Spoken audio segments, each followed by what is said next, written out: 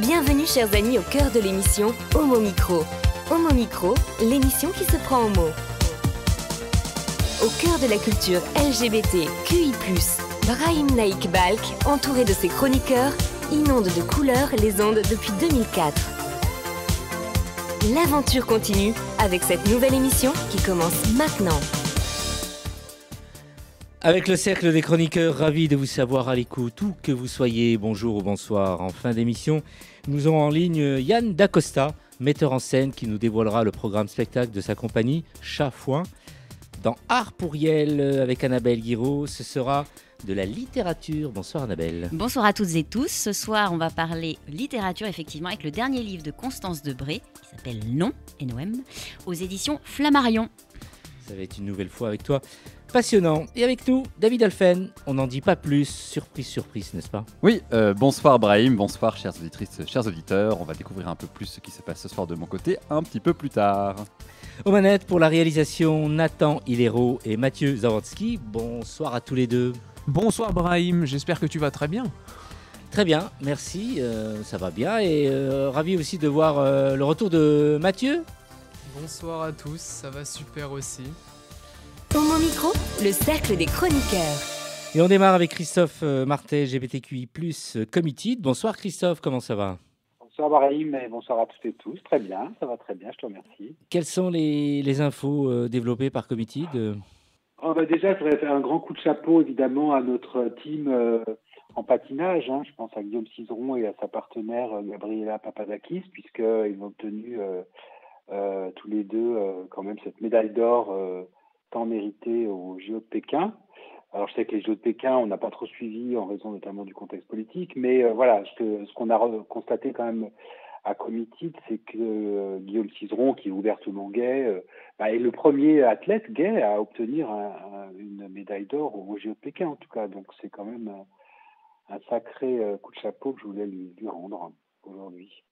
Parler un peu Saint-Valentin. Tu as des choses à nous dire dans ce domaine, Christophe ? Pas vraiment. Alors c'est vrai c'est un peu le marronnier comme on dit dans la presse, mais non, on a doté juste une pub que peut-être vous avez vue de la marque But, enfin une marque voilà, qui a fait une pub assez rigolote que j'invite à regarder sur nos réseaux sociaux. On l'a partagée sur les réseaux sociaux, donc voilà, c'est assez sympa. Enfin, je la dévoile pas parce que sinon c'est un peu dommage, on perd tout. Mais non, c'est vrai que Committed, on reste un média relativement sérieux. On essaye de pas être de pas trop l'être, mais voilà, on essaie quand même de traiter l'actualité sous l'angle le plus journalistique possible. Et c'est vrai que voilà, on a traité de beaucoup de sujets ces dernières semaines, enfin depuis que je suis venu. Et alors, dis-nous un peu, il se passe pas mal de choses en Asie ? En tout cas, en Asie, c'est vrai que à Taïwan, justement, ils ont fêté à la Saint-Valentin, enfin les militants LGBT ont fêté la Saint-Valentin, mais en se plaignant, en se plaignant du gouvernement, parce que beaucoup de couples, parce que vous savez que Taïwan, c'est le pays où le mariage des couples de même sexe est légal, donc beaucoup de couples binationaux ont été séparés par la pandémie et que ça devient quand même très très compliqué pour eux. Donc on a parlé de ça aussi ce matin. Mais c'est vrai qu'il y a un sujet sur lequel je voulais revenir, c'était Tiffaine Dubuard, qui est stagiaire chez nous, a mené l'enquête, vous savez, au sujet du procès des meurtriers de Vanessa Campos. Donc Vanessa Campos, cette femme trans, travailleuse du sexe, qui avait été assassinée il y a quelques années en 2018 à Paris, et deux de ces meurtriers ont été condamnés à 25 ans de prison. L'un a fait appel et au-delà de ce procès, au-delà de tout ça, il y a aussi toute la question de la loi de 2016 sur la pénalisation des clients pour certaines associations qu'on a rencontrées, donc comme Accept-ST. C'est vrai que cette loi qui met vraiment en danger les travailleurs et les travailleuses du sexe, d'autres associations ne sont pas d'accord. Donc on a voulu faire le point sur cette loi et ce qu'il en était aujourd'hui. En Asie, si on devait revenir en Asie, il y a un personnage lesbien qui est censuré donc en Chine. Oui, tout à fait. C'est dans la série Friends, la série qui est maintenant assez ancienne, mais il se trouve que dans la série, Ross a divorcé de sa femme et son ex-femme est lesbienne en fait. Et cette partie-là du feuilleton a complètement été censurée en Chine, mais ça a provoqué vraiment la colère des fans de la série, qui ont eux-mêmes été censurés. Donc voilà, c'est vrai que le pouvoir chinois a quand même du mal à faire taire sa population, mais on voit bien que malheureusement il y arrive toujours. Donc et même si l'homosexualité n'est pas pénalisée en Chine, on voit bien que depuis quelques mois, depuis un an peut-être, tout ce qui peut être ce qu'ils appellent la sexualité on va dire non normale ou non traditionnelle, tout ce qui peut ressortir de ça peut être censuré ou montré du doigt en Chine. J'ai interviewé Francis Carrier sur le travail de Francis Carrier, donc de Grey Pride, qui s'occupe des seniors LGBT et qui notamment fait partie désormais du CNAV, donc qui est le Conseil national autoproclamé de la vieillesse. Et je trouve ça vraiment important de mettre ça en lumière parce que on a vu aussi ce qui s'est passé avec les EHPAD, le scandale d'Orpea et d'autres maisons de retraite. Mais voilà, c'est vrai qu'aujourd'hui, les vieux et les seniors LGBT veulent un peu adapter à leur sauce le fameux slogan des activistes, on va dire jamais rien pour nous sans nous. Voilà, donc il s'agirait aussi de justement prendre en compte leurs besoins. Et Francis considère que la communauté LGBT, c'est un peu l'angle mort de la communauté de s'occuper et de même penser la vieillesse dans cette communauté. D'autres informations, Christophe ? Oui, je voulais quand même aussi saluer deux autres personnes importantes dont Catherine Florian et son amie Christine, qui étaient les co-gérantes de Violet & Co. Donc, vous en avez évidemment sans doute parlé, la fermeture de cette librairie historique féministe, LGBT, vraiment très très importante. On avait plaisir à aller. Et donc, Tiffaine à nouveau a interviewé Catherine pour qu'elle nous fasse un peu le point sur ces 18 années quand même d'existence d'un lieu qui était assez unique. Et de mon côté, j'ai interviewé aussi le réalisateur de Great Freedom, donc un film que je vous invite vraiment à aller voir, donc un film sur la répression des homos après la guerre en Allemagne. Et il faut savoir que le paragraphe 175, ce funeste paragraphe 175, donc qui criminalisait l'homosexualité, a été maintenu après la guerre, non seulement maintenu, mais que le paragraphe qui était utilisé par les nazis a été maintenu, y compris par les Alliés. Et donc, Great Freedom, c'est le portrait comme ça d'un garçon qui veut vivre sa vie d'homo et qui n'est pas prêt à faire des concessions et qui, donc, du coup, passe beaucoup de temps en prison. Et c'est un film vraiment incroyablement fort, avec des acteurs géniaux. Et Sébastien Meise, donc le réalisateur, m'a donné une interview et voilà, que je m'invite aussi à découvrir sur Committed. Très bien, merci Christophe. Donc, rappelle-nous le site internet de Committed. Committed.fr, comme son nom l'indique, KOMITID.fr, et aussi sur les réseaux sociaux. Très bientôt Christophe, merci. Merci beaucoup Brahim, bonne soirée, bonne émission. Soirée. Vous écoutez Homo Micro, une émission de et avec Brahim Naik Balk. Nathan, le premier morceau musical de l'émission, c'est... Le morceau que j'ai choisi, il s'appelle You and I, et j'ai découvert cet artiste s'appelle Double, qui est très connu parce qu'il a commencé notamment à se faire connaître avec Ryan Gosling, qui commençait à l'écouter quand il était sur le tournage de Drive. Et donc, j'en voulais savoir un peu plus sur cet artiste, et en faisant quelques recherches, je suis tombé sur un morceau que j'ai trouvé incroyable, et que je sens que... je ne sais pas pourquoi je n'ai pas fait cette découverte plus tôt, parce que c'est un artiste qui est quand même... Qui a été un choc, parce qu'apparemment, il a été pionnier de la musique New Wave en France. Donc, du coup, voilà, sans plus tarder, je vous passe You and I de Double et Holly Brown.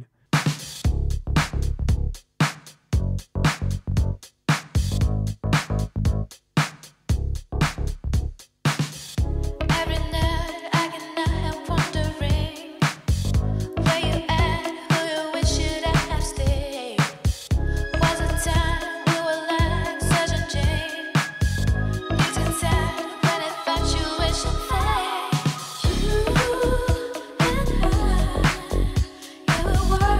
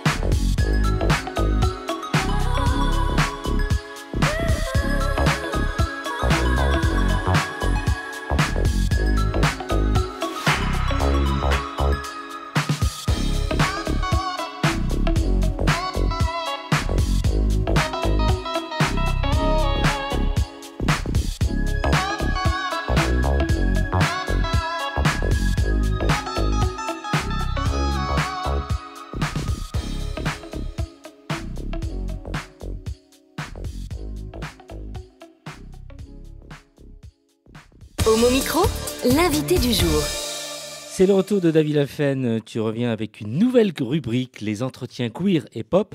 Tu vas régulièrement recevoir des invités qui font l'actualité de la culture queer. Et pour cette première interview, tu reçois le chanteur George Sand, si je prononce bien. Et Oui. il paraît qu'on peut dire ce qu'on veut. C'est ce qu'a dit l'invité. Ouais. Mais effectivement, Brahim, ce soir, j'inaugure Queer and Pop avec un auteur-compositeur, Jord Sand, qu'on peut prononcer également Jord Sand, ça s'écrit comme ça en tout cas, J-O-R-D-S-A-N-D. Voilà, il va nous en parler un peu plus. Il fait de la musique que moi je décrirais comme queer pop électro-lyrique. Il nous en dira pareil, on verra si c'est à peu près une description juste ou pas. Le premier titre, Babylone, est sorti le 18 juin 2021 et le premier clip, celui du second titre, Amazicone, est sorti en septembre dernier. Alors, Jord Sand, c'est pas un nom commun. Tu peux nous en dire un peu plus sur l'origine de ton nom? C'est un pseudo d'ailleurs, je crois. Hein. Oui, alors bonjour David, bonjour Annabelle, bonjour Brahim, pardon. Donc effectivement, en fait, c'est un nom. C'est tout d'abord le nom d'une île, en fait. C'est une île submergée au large du Danemark. Voilà, et lorsque j'ai rencontré ce personnage pour la première fois, il m'a tapé sur la tête, il m'a dit « Toi, je veux que tu me représentes ». Mais j'ai dit « Quoi? Mais qui es-tu? Qui es-tu » Voilà. Et en fait, il m'a dit « Je suis...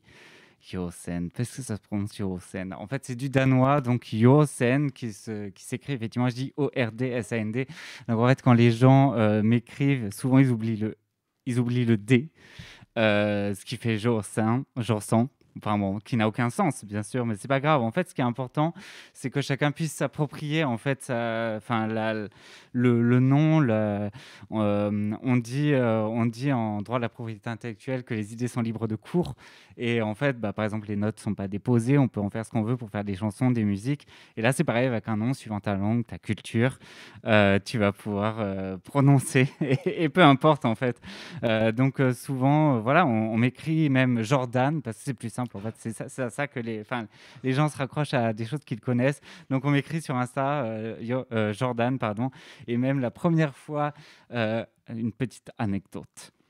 La première fois donc qu'on m'a appelé, j'étais en train de bruncher en fait avec des amis et quelqu'un derrière moi a dit ah mais c'est toi Jordan et et en fait j'ai pas réagi et c'est un ami à côté de moi qui m'a dit mais c'est à toi qui parle mais je m'appelle pas Jordan mais en fait effectivement Jordan voilà c'est assez c'est à la fois risqué et à la fois drôle de prendre quelque chose un nom que personne comprend, dans une langue que personne comprend, parce que le danois, personne connaît. Enfin, s'il est danois, mais c'est pas très parlé en France. Et voilà, c'est le jeu. Je pense que c'est important que les gens puissent aussi se l'approprier. Et peu importe s'il m'appelle Jordan, c'est très bien, c'est très très bien. Et oui, je crois en plus que ça vient aussi d'une passion pour les sirènes. Oui, le Danemark étant le pays de la petite sirène. N'oublions pas donc Josen, qui est une île au large du Danemark. Là, c'est parfait, la boucle est bouclée. Exactement. Voilà. On ne peut pas faire plus queer. Donc, Jordan, non, Jord Sand, tu es donc auteur et compositeur. Est-ce que tu peux nous parler un peu de ton processus créatif? Je crois savoir que ça fait longtemps que tu veux te lancer dans la musique, mais qu'il t'a fallu un petit coup de pouce pour t'aider à démarrer. Oui, absolument. En fait, je fais de la musique depuis que je suis ado. En fait, je m'inspire de tout ce qui m'entoure, de ce que je vois. Ça peut être une image, un son. Et en fait, lorsque j'étais jeune, enfin petit comme ça, on voit pas trop à la radio, mais comme ça, j'écoutais surtout des comédies musicales, énormément de comédies musicales. J'aimais cette manière de raconter des histoires en chansons. Ça avait un côté vraiment très très naïf que j'essaie de retrouver moi dans ma musique. J'ai écouté à l'adolescence beaucoup de rock symphonique à la Nightwish, Within Temptation. Donc c'est un peu l'idée, la naissance de cette grandiloquence de certains de mes titres, pas celui qu'on va écouter, mais d'autres sur l'EP à venir dont on va parler tout à l'heure. Voilà, donc ça a été un travail délicat, c'est-à-dire que moi à la base j'ai une formation de musicien classique, j'ai fait du chant lyrique. Et on a essayé de mêler tout ça et ça a été un gros travail de mêler quelque chose de très très ancien avec une influence rock et de moderniser avec une petite touche électro et un peu plus moderne. L'idée c'était pas d'être à la mode, ça n'a pas beaucoup de sens en fait pour moi, mais voilà. Et c'est Colin Carlus qui m'a convaincu en fait de me lancer. C'est-à-dire que ça fait très très longtemps, effectivement, j'écris depuis que je suis ado, ça fait très très longtemps que j'ai ça dans les placards et voilà que j'en sais rien. Donc il était temps. Colin, qui, pour le rappeler, est ton compagnon aussi à la vie. Et voilà, donc son cœur est pris malheureusement, chers auditeurs. Il faudra faire avec. D'ailleurs, Colin, qu'on voit également dans le clip, on vous voit tous les deux dans le clip à mes icônes. Et quand on voit le clip, il est très clair que les thématiques LGBT sont très importantes pour toi et dans ta musique. Est-ce que tu peux nous dévoiler un peu plus ce qui se cache derrière ces paroles et derrière les thèmes que tu abordes? Alors, à mes icônes, c'est une chanson que j'ai écrite après la Manif pour tous, en fait, qui était en réaction au mariage pour tous. Et c'est vrai que j'ai été outré, choqué par ces gens qui manifestaient. Et notamment, on voyait beaucoup de gens qui disaient « je manifeste pour la première fois, c'est vraiment important », etc. Et je me disais « mais c'est incroyable quand même ». Sans vouloir être exhaustif, je ne sais pas, je pourrais parler de l'Afghanistan, du Darfour, du Kosovo, de la guerre en Irak, n'importe quoi. Donc qu'on assassine des populations, qu'on les prive de leur liberté, tout le monde s'en fout. Mais alors là, que des homosexuels aient les mêmes droits que n'importe quel être humain, c'est-à-dire un droit fondamental, qui est le droit à la famille, en fait. Alors là, non, il faut descendre dans la rue. Donc, retirer des droits, pas de problème. Accorder des droits, non, faut pas déconner. Donc moi, ça m'a profondément marqué et j'ai voulu écrire. Et c'est vrai qu'il y a aussi toute une influence à la Yankelevitch, quelque part dans l'inachevé. Je veux pas dévoiler toutes les paroles ou quoi, mais il y a aussi un questionnement en fait qui est peut-on souhaiter l'indifférence en fait, qui était une grande question. Est-ce que on peut souhaiter soi-même que l'on ne fasse pas attention à nous-mêmes, en fait, c'est la manière dont ça a été interprété de manière plus récente, alors qu'en fait, le questionnement était autre, c'était de dire, est-ce qu'on n'aurait pas le droit d'avoir une vie, tout simplement, sans que l'on s'attache, en fait, à notre sexualité, à nos choix de vie, ou qui ne sont pas forcément des choix d'ailleurs, quelle que soit la communauté à laquelle on appartient. Et je pense que c'est ce qui est un peu magique dans la période d'aujourd'hui, c'est qu'on voit énormément de choses beaucoup plus libérées autour de ce questionnement, justement. Je pense notamment en fait, à Fusion Man, que tu connais très bien. Effectivement. En fait, pour moi, ça fait partie des choses qui sont essentielles aujourd'hui, c'est-à-dire qu'on a des représentations, en fait, et le monde des représentations rejoint un peu le réel de la société aujourd'hui, c'est-à-dire que avant, on avait des super-héros. Voilà, et on devait s'identifier, créer notre propre identité à partir de choses qui étaient en fait finalement des hommes blancs cisgenres, etc.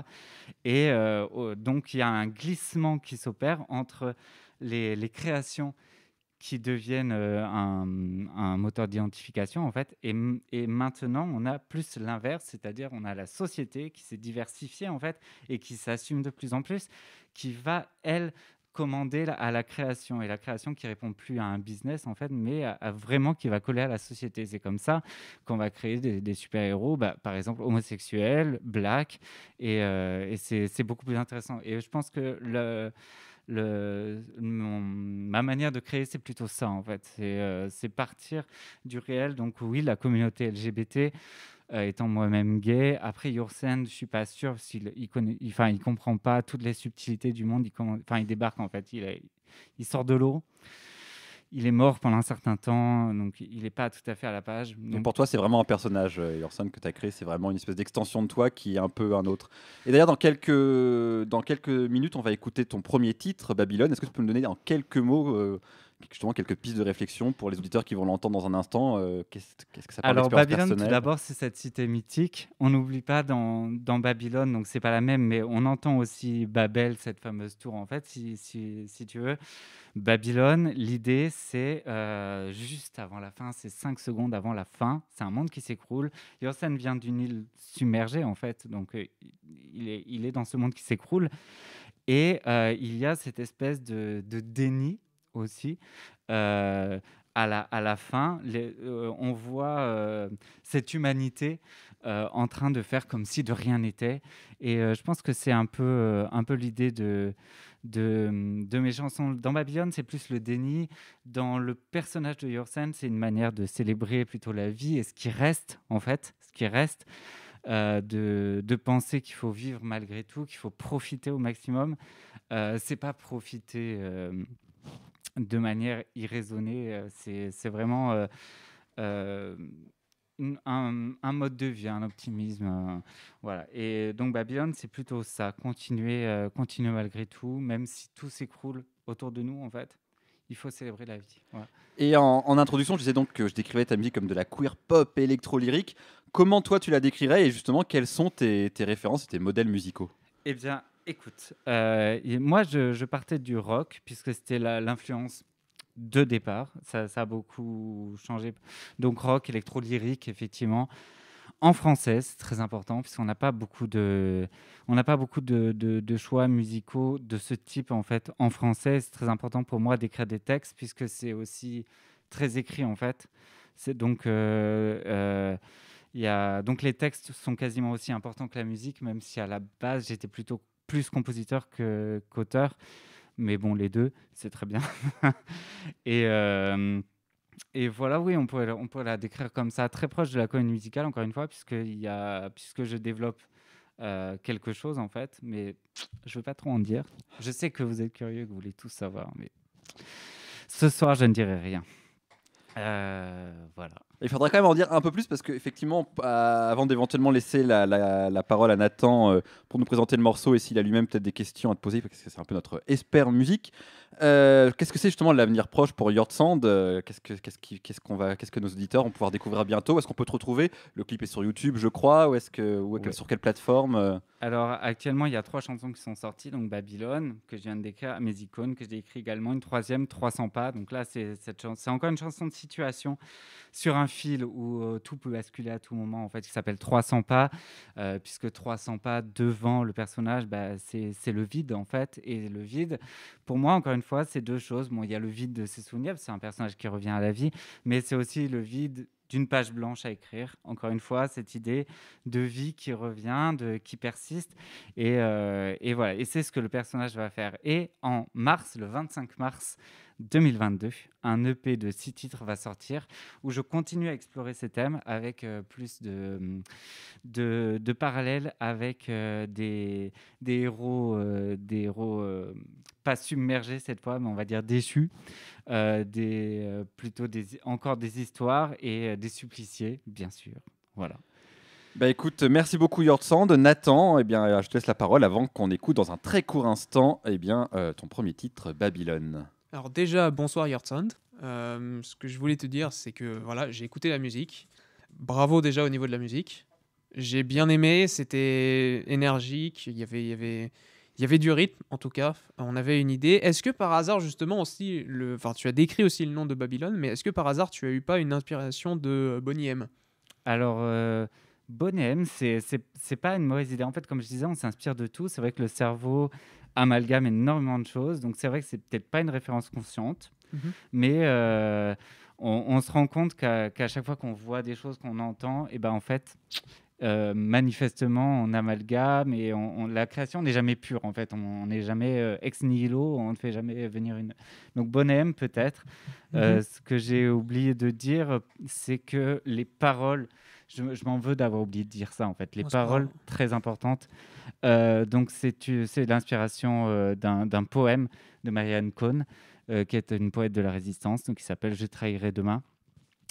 Où elle raconte en fait quand la prison, en fait l'enfermement, je trahirai demain, pas aujourd'hui, la lime est pour mon poignet, etc.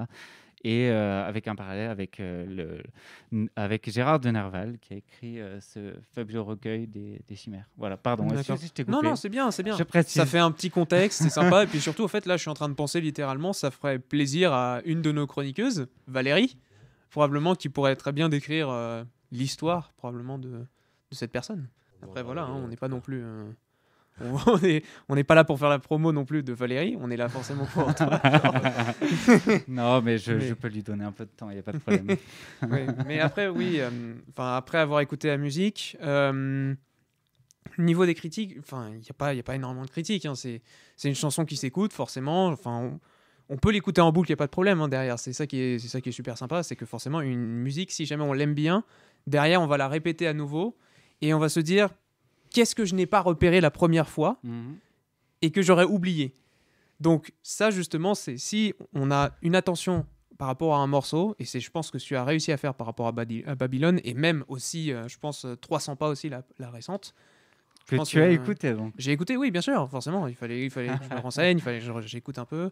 Voilà, après, oui, j'ai écouté plusieurs fois et je me suis dit, ah tiens, là, il y a eu ça. J'ai oublié ça lors de la deuxième écoute. Je me suis dit, ah, mais lors de la première écoute, j'avais pas eu ça. Donc, oui, cette analyse m'a permis du coup de me dire, ah putain, elle est bien. Elle est bien, la musique. Et derrière, du coup, je sais que tu vas avoir un EP qui va sortir bientôt. Est-ce que tu aurais une idée de la date de sortie ? Le 25 mars. 25 mars, ouf. Oh, c'est bientôt ça. Bah oui, c'est bientôt, mais c'est tu vas pouvoir bientôt, l'écouter. Bah, du coup, voilà. Chers auditeurs de mon micro, lorsqu'il sortira, on fera la promo, bien sûr, de Your Sound dans l'émission. Ça sera probablement le lundi qui suivra, parce que je pense que l'album sort vendredi. Oui, un vendredi, oui. Bah oui, évidemment, oui.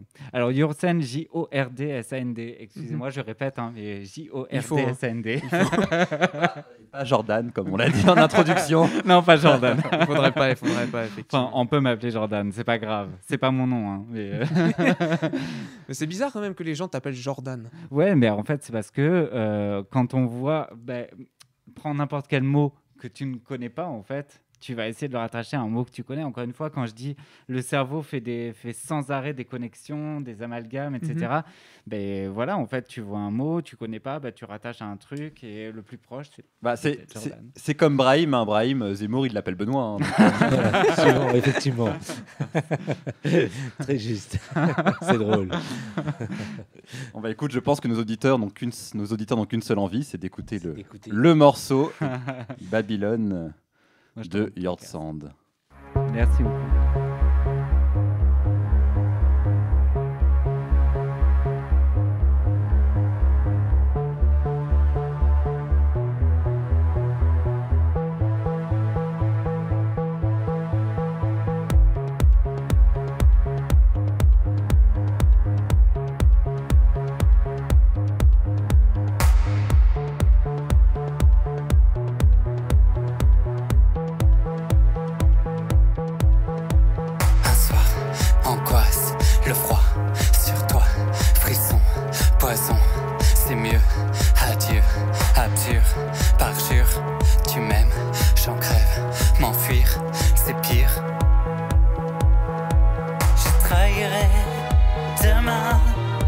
Aujourd'hui est l'ombre des chimères.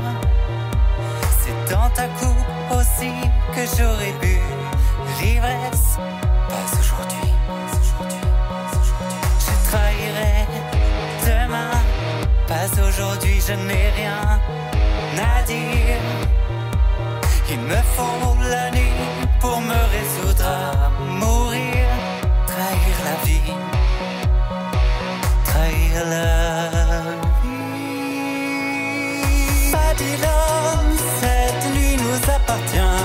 Jusqu'à demain, je ne t'oublierai pas. Babylone, qu'on donne le pain et le vin, il n'est des vies que l'on te donnera. Babylone.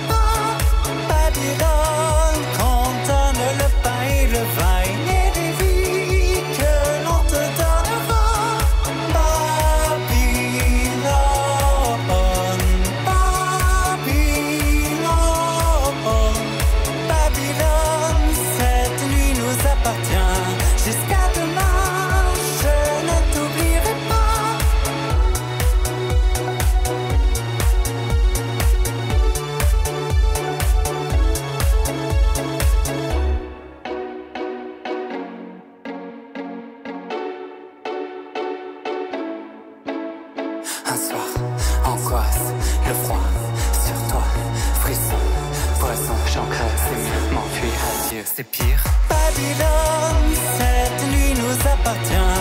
Jusqu'à demain, je ne t'oublierai pas. Babylone, qu'on donne le pain et le vin et des vies que l'on te donnera. Babylone, Babylone, Babylone, cette nuit nous appartient. Jusqu'à demain, je ne t'oublierai pas.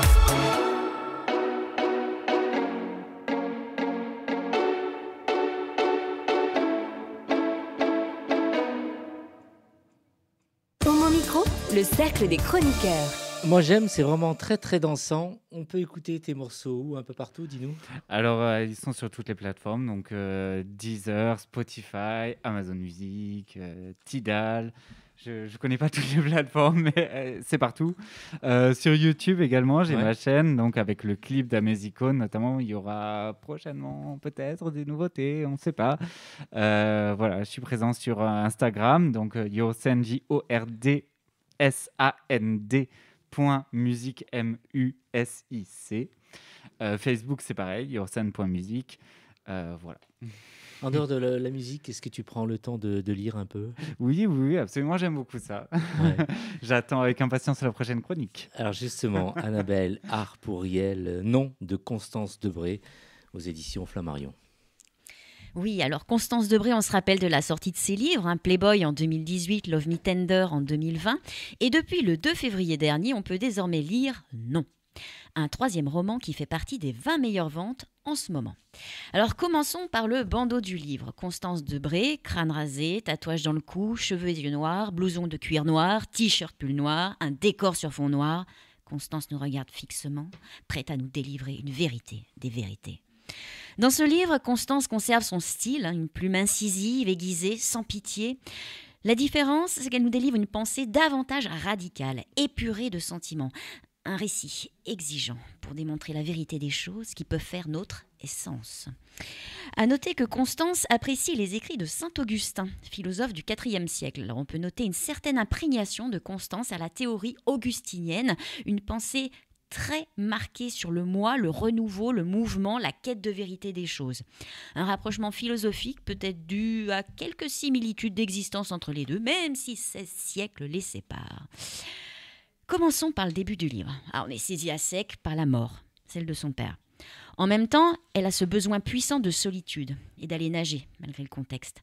Nager, une activité indispensable pour l'écrivain. Nager, c'est pour mieux respirer, réfléchir, comprendre, avancer, progresser. Une constante depuis son premier roman, Playboy. Dans ce livre, on revient aussi sur un autre pan de son style de vie, c'est de vivre avec le strict minimum nécessaire et suffisant.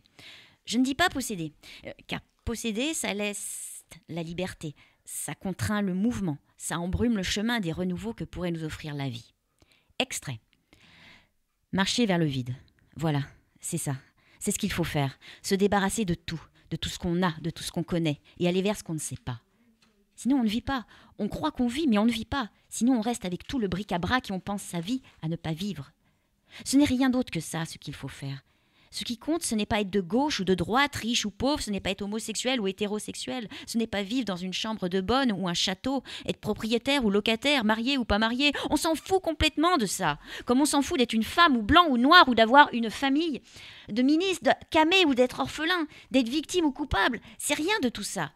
Libre, ça n'a rien à voir avec ce fatras, avec le fait d'avoir souffert ou pas souffert. Être libre, c'est le vide. Ce n'est que ce rapport avec le vide. Magnifique de vérité, non ? Et le titre, on en parle ? Non. N-O-M, comme le nom de famille. Et aussi comme l'homonyme, non. Expression de la négation. Si Constance devait présenter un programme politique, elle serait pour la suppression de l'état civil, de la famille, de l'enfance, l'héritage, l'autorité parentale. Elle serait pour l'abolition du mariage, de la filiation, du nom de famille, pour que les enfants soient éloignés de leurs parents au plus jeune âge. Elle serait contre la tutelle, la minorité, le patrimoine, le domicile, la nationalité. En fait, contre tout ce qui nous imprègne de valeurs, de codes, de croyances non vérifiées et qui nous établissent malgré nous. Ce livre, c'est le fruit de ses pensées depuis ces 5 dernières années. Un intérêt à l'existence et non aux conditions d'existence, d'où une vie avec le minimum nécessaire suffisant pour vivre. Ne pas se soumettre et faire ce qui lui correspond. En un mot, la liberté. Extrait. Il faut tout refuser. Refuser tout ce qu'il est possible de refuser dans la vie lamentable. Ne pas consentir, ne pas laisser passer l'insupportable. C'est contre l'obscénité que je refuse ce que je refuse, que je trahis ce que je trahis. Je trahis l'origine par principe, comme point de départ de tout, parce que l'origine doit toujours être trahie, parce qu'accepter l'origine est le premier renoncement qui entraîne tous les autres, que c'est la première complicité ou la première lâcheté, la première humiliation aussi, que la refuser est le premier sursaut, celui qui permet tous les autres, parce qu'il faut savoir trahir. Trahir tout ce qu'on nous demande d'accepter de l'obscénité du monde, que je trahis comme j'ai trahi 1000 fois, comme je trahirai encore, je trahis pour savoir ce qu'il y a quand il n'y a rien, je trahis pour prouver que la base du monde est un mensonge, qu'il faut tout réinventer, mais qu'avant, il faut tout détruire, que si on veut pouvoir se regarder dans la glace, une fois avant de mourir, il faut tout passer par l'acide, l'essence et le feu. Avoir fait ça. Alors après ces tranches de vérité, et de sacrée vérité, on arrive à mi-parcours au plus grand chapitre, le numéro 14. Elle y parle de son enfance, son adolescence, avec des parents junkies, les déménagements nombreux, un père issu d'une famille bourgeoise, Debré, qui a marqué l'histoire de France, et une mère aristocrate.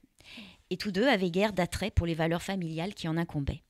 Je ne raconte pas tout, mais ce chapitre est une véritable mise en abîme du livre. Aussi, Constance est un être qui a besoin de comprendre les choses. C'est pour cela qu'elle avait fait du droit. Elle a pu comprendre les parcours de vie selon si on est riche ou pauvre. Question de justice. Le droit l'aide aussi à comprendre son non-amour pour l'enfance. Le mineur décide. Rien. Comme les esclaves, les femmes, les gâteux, les fous, les débiles. L'enfant ne choisit pas, c'est l'impuissance. Obligé de, asservi, contraint. Ce livre peut paraître dur, mais non. On suit Constance dans ses évolutions, sa maturité de pensée sur la vérité vraie des choses. Pour certaines et certains d'entre nous, elle retranscrit cette théorie que l'on a pu aussi se forger au gré de notre vie. Je ne dévoilerai pas la fin, mais la mort du père marque la fin d'une quête sur tout ce qui a trait à l'attachement et la transmission familiale. Présent, place au renouveau. L'amour pourrait bien être le prochain concept passé à la moulinette augustinienne. Sujet du 4e roman ?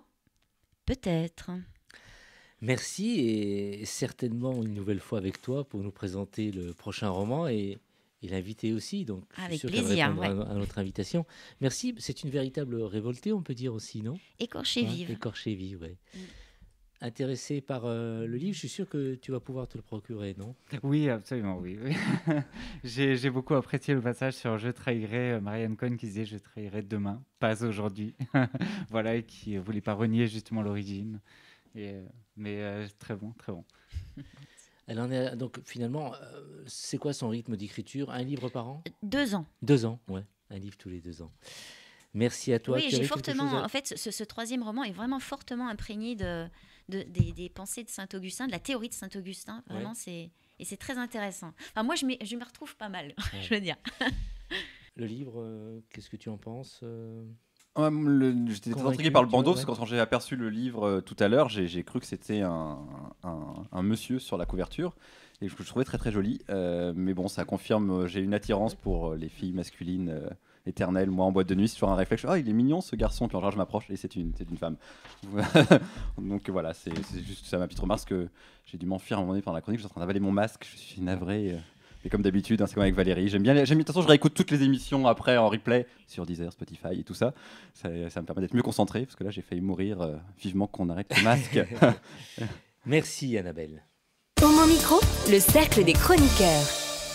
Et nous allons écouter tout de suite Denis Martin Chabot pour Arc-en-Ciel. Dans Arc-en-Ciel, il nous parle de la conférence internationale sur le sida qui aura lieu dans sa ville, à Montréal, en juillet prochain. Une conférence qui pourrait être un point tournant, du moins au point de vue médical. On l'écoute. Bonsoir, Brahim.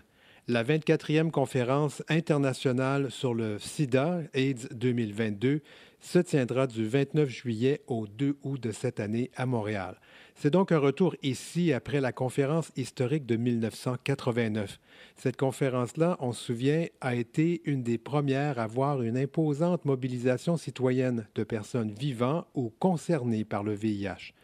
Jusqu'avant cela, jamais les cris de détresse des personnes vivant avec le VIH avaient autant dominé une conférence qui, jusqu'alors, était essentiellement un rendez-vous de chercheurs et de chercheuses. Et depuis, ces conférences ont accordé un large espace au milieu communautaire et cette année ne fera pas exception.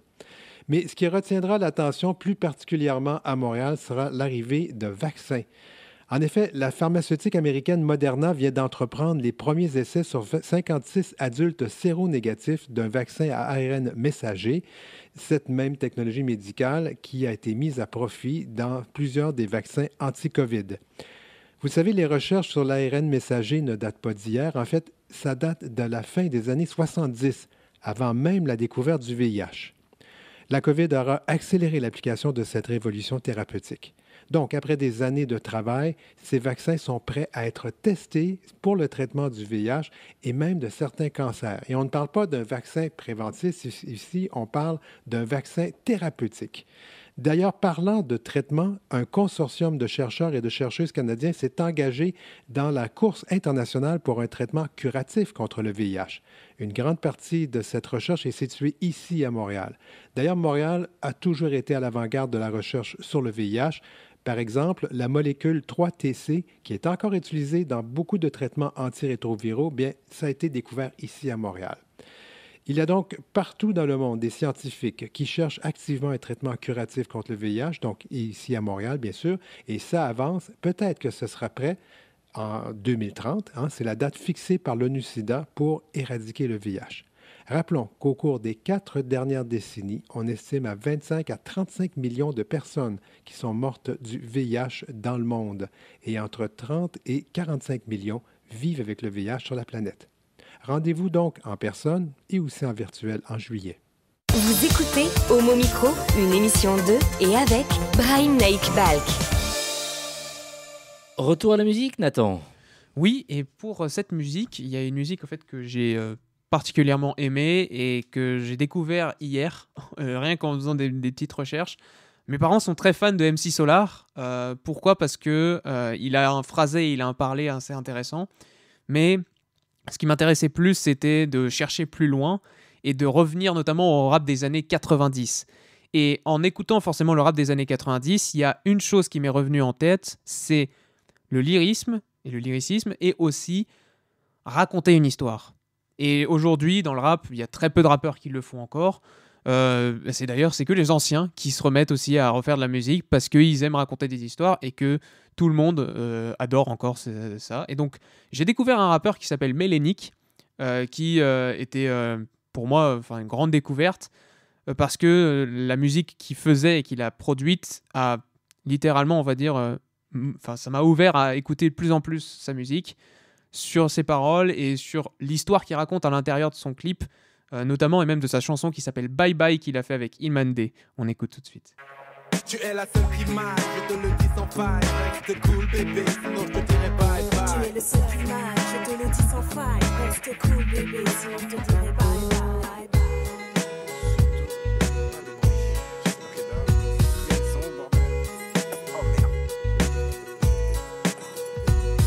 Où t'étais ? Invité par des potes à une teufée, on s'amusait bien, je n'ai pas vu l'heure qu'il était. Ah ouais, c'est vrai. Je te connais par cœur, j'aimerais savoir pourquoi tu agis comme un voleur. Tu te fais des films, je ne voulais pas te réveiller, c'est tout. Arrête avec tes questions, dis-moi plutôt à quoi tu joues. Je joue à la figure, on a marre de te voir rentrer tard. Tout ça parce que tu préfères traîner avec tes lascars. Il est tard chérie, écoute le ton, tu fais trop de bruit. Ce ne sont pas des lascars, ce sont mes amis. Amis, et pourquoi m'appellent-ils quand tu n'es pas là? Sans doute par respect et déférence envers toi. Les bâtards. Ah bon, tu ne le savais pas. Tes potes ne se gênent pas pour me narrer tes exploits. Aussitôt le dos tourné au téléphone, il me drague. Ne fais pas l'innocent, tu as surpris le gars en flamme. Tu es la seule qui m'aille, je te le dis sans faille. Reste cool bébé, sinon je te dirai bye bye. Tu es le seul qui m'aille, je te le dis sans faille. Reste cool bébé, sinon je te dirai bye bye. Tu es la seule qui m'aille, je te le dis sans faille. Reste cool bébé, sinon je te dirai bye bye. Tu es le seul qui m'aille, je te le dis sans faille. Reste cool gars, sinon je te dirai bye bye. C'est bon, tu peux prendre toutes tes affaires. Ah ouais, et tu crois que je t'ai attendu pour le faire? Toi et ta horde de serpents, je vous souhaite bien du bon temps. Je suis parti à présent, ce sera l'heure, j'y attends. Tu souris encore, même pas l'once d'un remords. Change d'attitude, ou je suis un nouveau décor. Allez bye bye, tu prends tes clics, tes claques et tu te tailles. Ta mère avait raison, laisse-moi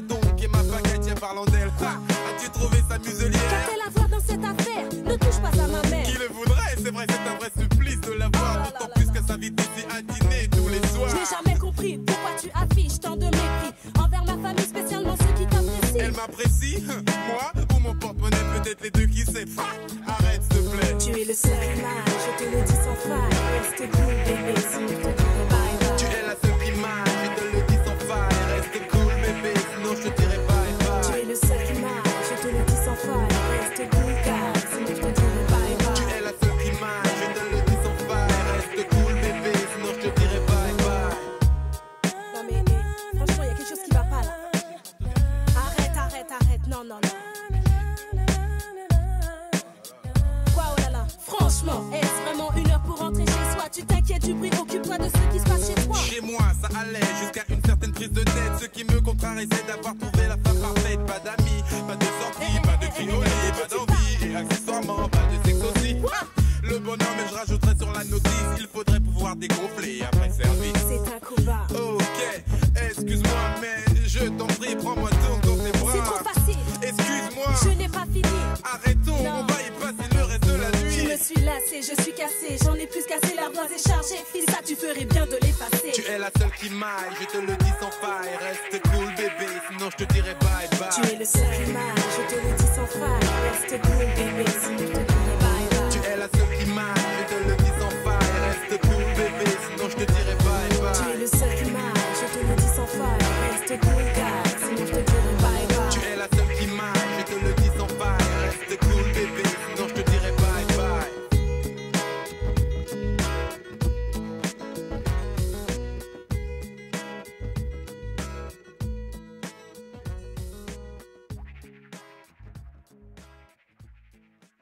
Homo Micro, l'invité du jour. Et nous sommes avec Yann Dacosta, metteur en scène de la compagnie Chafouin. Bonsoir Yann, comment ça va? Bonsoir Brahim, bonsoir tout le monde, bonsoir.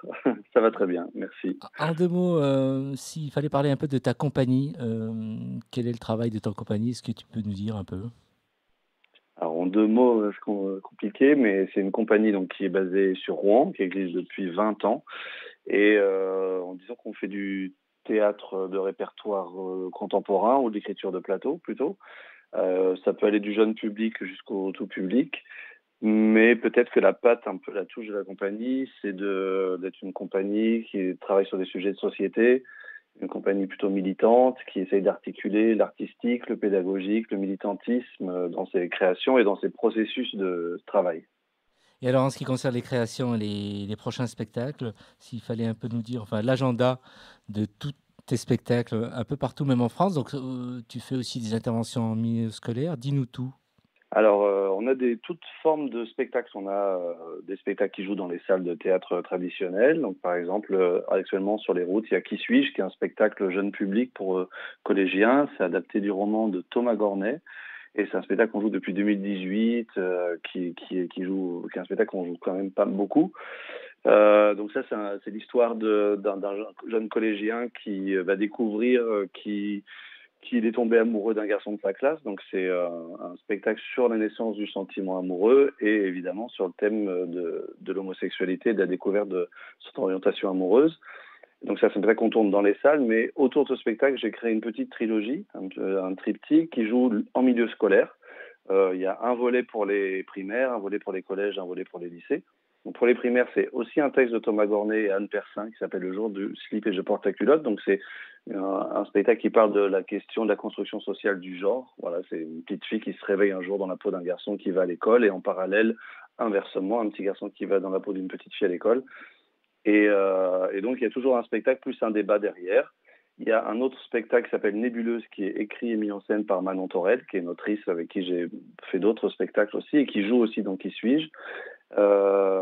Et là, c'est sur la question aussi du sentiment amoureux, mais avec deux personnages féminins cette fois-ci. Donc ça, c'est plutôt pour les grands collèges et lycéens.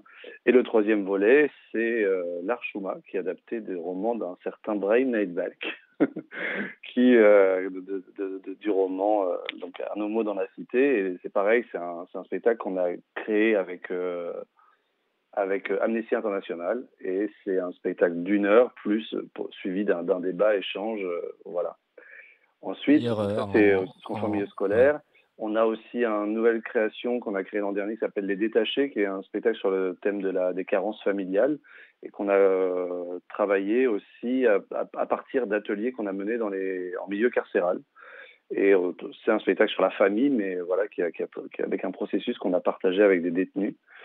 Et prochainement, un spectacle qui est actuellement en création, qui va donner une lecture au mois d'avril, qui est un texte écrit par Sarita Vincent-Guillot, qui est la personne qui représente les intersexes en France et en Europe, et qui écrit dans les revues, etc., mais qui n'a pas écrit de texte pour le théâtre au départ. Mais pendant le confinement, Sarita Vincent a écrit son histoire. J'ai lu ça m'a bouleversé, et ça va être le prochain projet de la compagnie. Voilà, un petit peu tout ce qui tourne actuellement. Il fallait mettre un peu en avant les comédiennes et comédiens qui travaillent avec toi. Oui, alors je parlais de Manon Torel qui a écrit Les Détachés, qui joue aussi dans Les Détachés, qui joue aussi dans Qui suis-je, et qui a mis en scène et écrit Nébuleuse. Dans Qui suis-je, il y a Côme Thiolin qui accompagne Manon Torel et Théo Costa-Marini. Dans l'Archouma, on a Majid Chikmiloud et Ahmed Kadri. Dans Le jour du slip et Je porte la culotte, Adèle Ravinsky et Charles Levasseur. Voilà. Et puis, dans le spectacle de Sarita Vincent-Guillot, c'est Vincent Bellé, et il sera accompagné sur scène par une compositrice musicienne qui est Anne-Laure Labasse. Tu as vraiment tout dit. Donc, s'il y avait par exemple des établissements scolaires qui souhaitaient voir un de tes spectacles se produire dans leur établissement, il suffit d'aller sur ton site internet. Voilà, on a un site internet qui est lechafouin.com, Chafouin, C-H-A-T-F-O-I-N. Et là-dessus, on a le calendrier, tous les spectacles. Alors effectivement, on peut prendre contact avec nous pour accueillir les petites formes in situ qu'on fait dans les établissements. Et puis évidemment, les grandes formes, là, ça se travaille plutôt avec les théâtres. Mais parfois, il y a des théâtres qui nous accueillent en partenariat avec des associations militantes aussi sur le territoire. Voilà, on a aussi beaucoup la tradition de faire ce qu'on appelle de l'action culturelle. Donc, quand on joue des spectacles, on rencontre aussi des acteurs et actrices du territoire avec qui on monte des projets dans les écoles, dans les classes, tout type de public, comme je disais, dans les prisons, avec des publics, des travailleurs handicapés, enfin voilà, vraiment toutes sortes de publics. Et ça fait partie, vraiment de l'ADN de la compagnie, autour des spectacles, les accompagner avec des vrais moments de rencontre et de partage de processus, de partage de pratiques. Merci Yann Dacosta. Donc, on te souhaite plein de bonnes choses avec toute ton équipe, et nous, on aura l'occasion de se voir très très vite. Je crois que c'est au mois de mai à Toulouse. Hein. Exactement, à Toulouse, autour de la Pride, il y aura l'Archouma qui va être programmé, et d'ailleurs, il y a peut-être même d'autres spectacles qui seront accompagnés aussi. Et sur Paris, il y a Nébuleuse qui sera présentée au musée du Palais de la Porte Dorée de Paris, là où on avait créé l'Archouma en 2019. Et cette fois-ci, ils accueillent Nébuleuse, et ce sera le 25 mars. Très bien. Voilà. On y sera, en tout cas, j'irai. Merci. Merci Yann, Merci. Coucou à toute ton équipe et à très vite. À très vite. Merci à toi, beaucoup. Au revoir. Merci. C'est la Saint-Valentin. Absolument. Tu es accompagné de ton mari, je crois. Tout à fait. Comment il s'appelle ? Il s'appelle Ninours. Est-ce que tu peux te rapprocher, s'il te plaît, du micro et dire que tu aimes ton mari ? Je l'aime plus que tout. Et moi aussi, je l'aime plus que Bien. Et tu aimes qui, toi, Annabelle ? Tu peux lui dire « je t'aime » au micro. Ah oui, je t'aime, Cécile. David Alphen ? Oui, Brahim, ce soir, c'est le moment où je te déclare enfin ma flamme. Il est temps, voilà. Très Brahim, bien. je te le dis. Ah ouais. Nathan, je t'aime. C'est drôle. Nathan, s'il faut dire « je t'aime » à la personne que tu aimes. Je t'aime, Casper. Bien. Mathieu, il va falloir prendre le micro pour dire quelque chose quand même, Mathieu. Mathieu s'est caché. Mathieu, il est artiste, donc il va arriver à trouver et à dire quelque chose d'intéressant. La pression, d'un coup. Voilà. Non. Le silence en dit beaucoup parfois. Non, bah écoute, je te laisse réfléchir un peu, Mathieu. Ouais, je vais y penser, Moi, je vais laisser un petit message à celui que j'aime pour lui dire « je ne rentre pas ce soir, j'ai un plan ». Un plan, non, je plaisante. Je t'aime, on s'aime tous, et on aime aussi nos auditrices et auditeurs qui nous écoutent à chaque fois, donc à mon micro, qui écoutent tous nos podcasts, n'est-ce pas ? Et s'il fallait rappeler un peu toutes les plateformes, Annabelle ? Eh bien, vous pouvez retrouver les podcasts de l'émission sur Spotify, Deezer et Apple Podcast. Et n'oubliez pas non plus nos pages de réseaux sociaux sur Twitter, Facebook et Instagram. Non, puis moi, je suis content de savoir qu'il va y avoir une version théâtre d'un Homo dans la cité, parce que tu m'as offert le livre, et que moi, vu que je suis un auteur mais que je ne sais pas lire, j'attendais le film ou la série télé, mais une pièce de théâtre, c'est pas mal. Moi, effectivement, donc ça se joue déjà dans les écoles, tout ça, mais il y aura d'autres choses par la suite, effectivement. À Paris, peut-être À Paris, ça va tourner à Paris, oui, effectivement. Notre invité, Ursand, Jordan ou Georges Sand. Ursen. Merci d'avoir répondu à l'invitation. Merci à vous, beaucoup. Et au plaisir, et vivement le 25 mars. Oui, absolument. Voilà. À très vite. Portez-vous bien, prenez soin de vous, et vivement l'écoute, encore une fois avec vous. Ciao, ciao. Hey! Oh non! Cette émission est maintenant terminée. Mais un conseil, retrouvez l'ensemble des podcasts d'Homo Micro, l'émission qui se prend au mot, sur toutes les bonnes plateformes de streaming.